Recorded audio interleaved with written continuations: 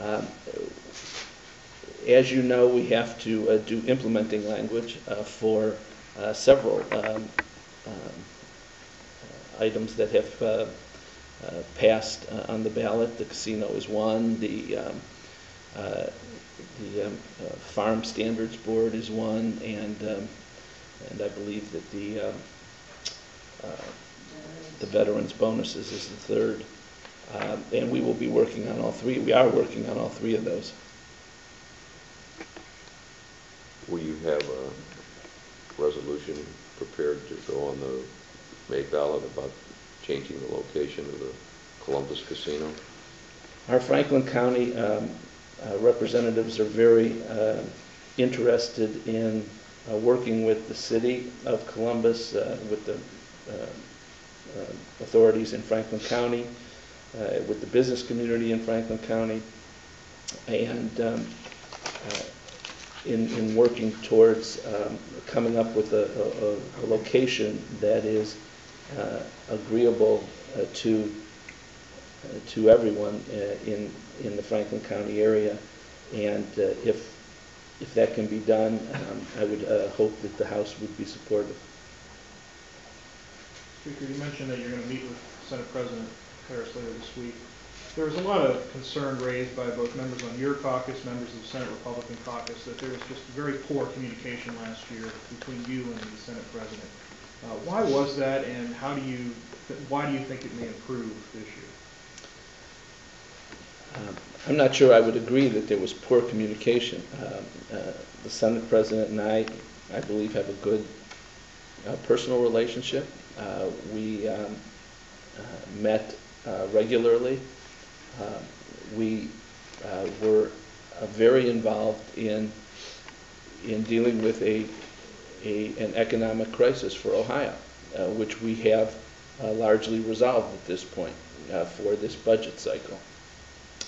But that was historic. It was unprecedented. The difficulties that existed were not of our making, but were difficulties that we had to deal with. And that took a great deal of our time, effort, and energy. And while that was going on, it limited our ability to deal with some of the other things that we would have hoped to. Having said that, I do think we accomplished quite a bit, as I've gone through with examples earlier today. But the fact is that we have split government for the first time in a long time. We have a House that is controlled by Democrats and a Senate that's controlled by Republicans right now. And we have people who are acting in good faith but have different views of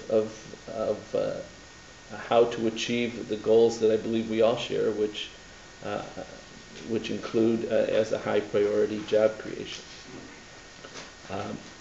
Hopefully we will continue to have our conversations that we've begun in 2009, and we'll be able to come up with compromise solutions to the problems that exist. Your talk about job creation being number one, that's exactly what Democrats and Republicans said in 2008 when you all virtually unanimously approved the $1.5 billion job creation bill.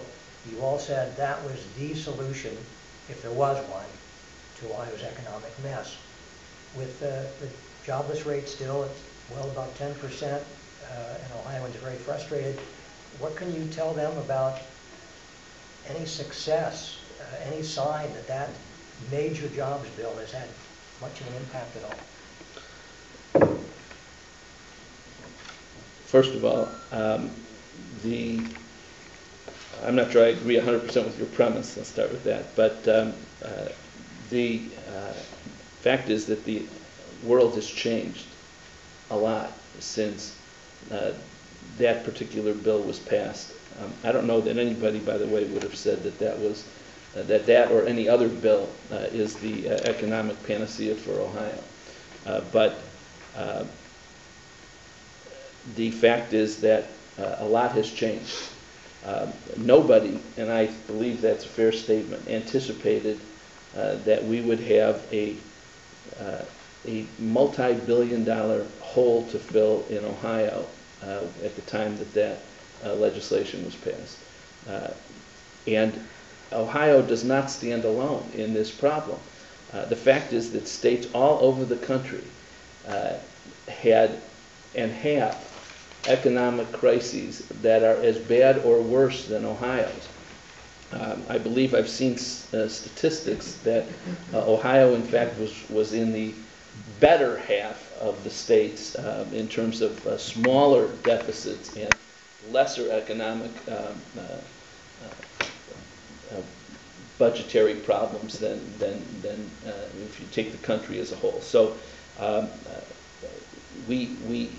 and even given that, I can tell you that to deal with the billions of dollars of budget shortfall that we had to deal with this year was extremely difficult, and I don't believe anybody anticipated that at the time that bill was discussed or passed in 2008.